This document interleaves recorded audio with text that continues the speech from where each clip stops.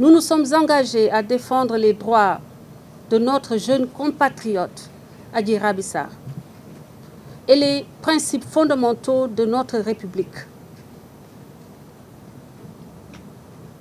Nous luttons pour la sauvegarde des valeurs fondatrices de notre République. On atteste notre présence aujourd'hui au Sénégal et nous sommes déterminés aujourd'hui plus qu'hier à nous engager et demain encore, par nécessité et par devoir, nous ne cesserons de nous tenir debout, tous ensemble comme un seul homme, pour défendre les idéaux de justice et d'équité. C'est une des raisons pour lesquelles nous avons porté sur les fonds baptismaux le collectif de défense des droits de Adji Sarr. Une enfant de la République, de surcroît orpheline, jetée en pâture à des meutes de militants sans scrupules pendant des mois, sans secours ni soutien.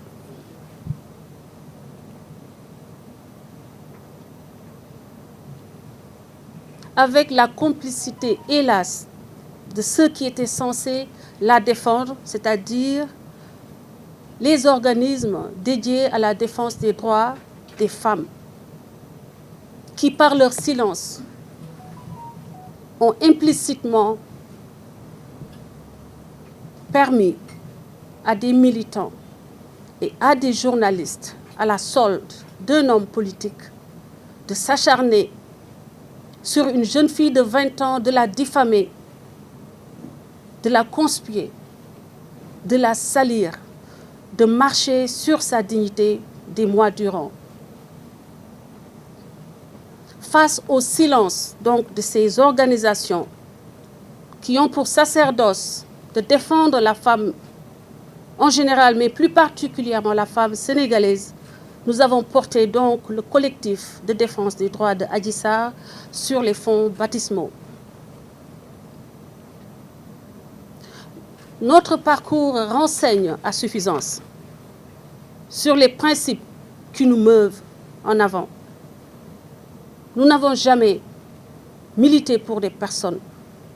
Nous militons pour le Sénégal, nous militons pour des causes qui dépassent notre être et qui vont au-delà des simples mortels que nous sommes.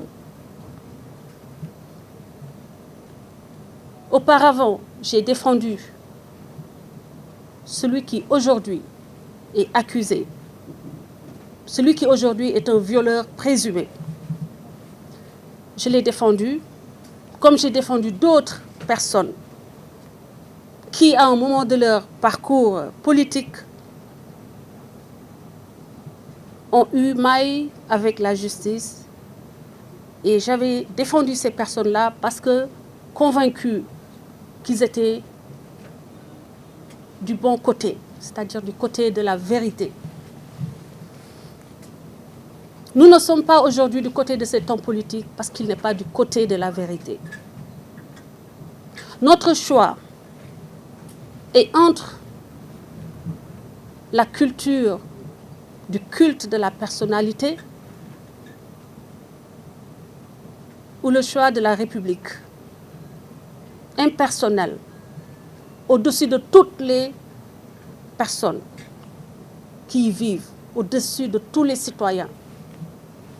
La République, ces lois qui doivent être au-dessus de nous tous, et aucun individu ne peut justifier de se mettre au-dessus de ces lois parce qu'il bénéficie d'une certaine notoriété ou parce qu'il est puissant ou parce qu'il maîtrise l'art de la communication.